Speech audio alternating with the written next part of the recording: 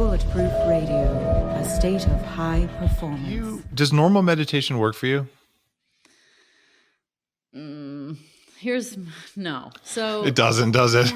No. I have done plenty of it, and I was pretty consistent for about, 8 months. And recently, and I'd say the last month, I haven't been.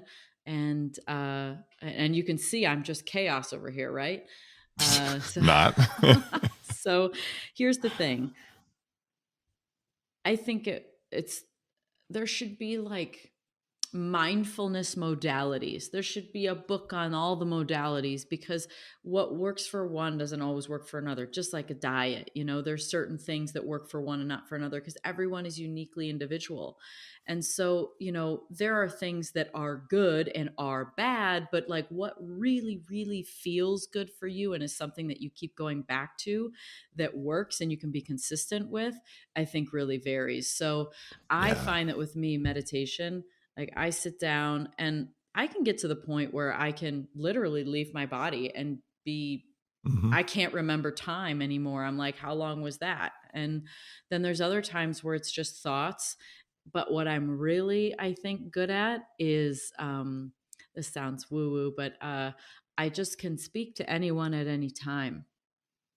And anyone, I mean like anyone alive or anyone dead, anyone. Like I literally just start speaking into the conscious collective, into, the web of the universe, and just, anybody.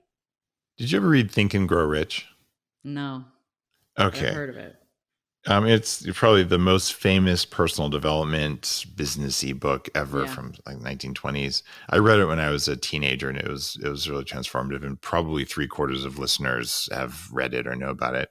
But he describes a technique, I think he calls it maybe virtual is the wrong word for his time, but an imaginary round table. And one of his biggest performance techniques is he said, okay, you sit down, and this is totally weird for 100 years ago. He's like, okay, you sit down or lay down and take some deep breaths.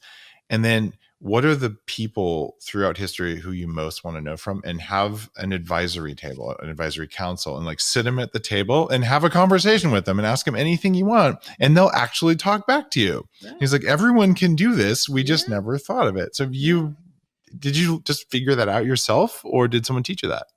Oh, just kind of figured it out. Well, there you go. And cause it's like, when you do that, like I can connect with my higher self. I can connect with a person that's alive. And so I guess what I ended up feeling like, I feel like it started with myself. But when you go into these spaces, like there's either an answer or there's not. So the fact that there's usually almost always like an answer, every now and again there's not, but like an answer, it's very clear, it's very direct, it's short, it's concise. The information is really that's streaming and flowing. That's why I know it's real, because I'm not forcing it. It's like, actually, the more I think, the worse it is. It's like, if, you want to connect with someone telepathically, like, or something like that, you close your eyes, and if something doesn't come to you quick, then you're starting to make it up. You have to get before the mind, before the thinking mind.